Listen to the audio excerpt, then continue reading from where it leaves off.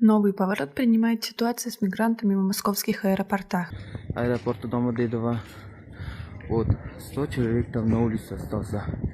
Никто ничего не говорит. Просто так выгоняют все. Досмотрите это видео до конца, и вы узнаете, как Россия выгнала мигрантов. Подписывайтесь на наше обновление, чтобы быть в курсе о всех новинках на нашем канале. Ну давайте, вы где билеты покупали? Какая авиакомпания? Вы не летите. Да. Полетят те, кто купил на 29 число.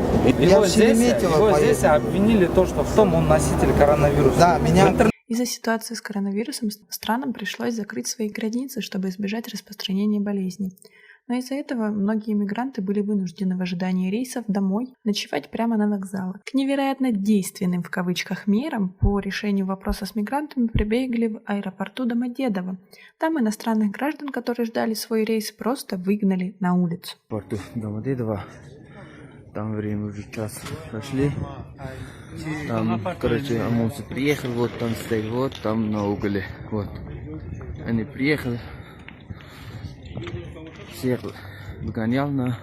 Нас выгнали из аэропорта. Приехали сотрудники в форме, спросили, сколько нас всего, и сказали собрать всех. Пообещали, что сегодня ночью мы улетим. Мы собирали всех, почти 300 человек, сбивчиво объяснял в ночи таджикский мигрант Фарух.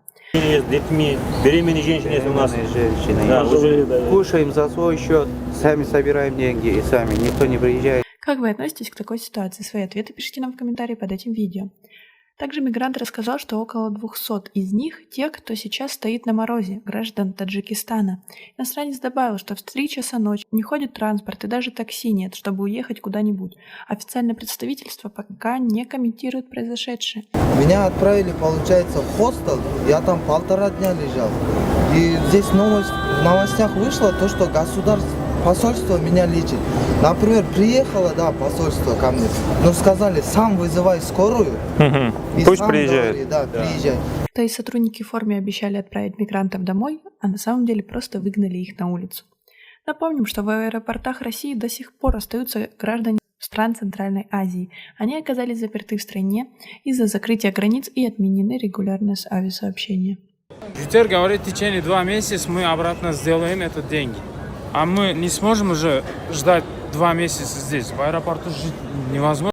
На этом у нас все. Просим оценить наше видео подпиской и лайком. Также у нас есть специальное предложение для тех, кто заинтересован в продвижении своего продукта. Мы предоставляем рекламу на очень выгодных условиях. Подробности будут под видео или же в шапке профиля. До скорой встречи.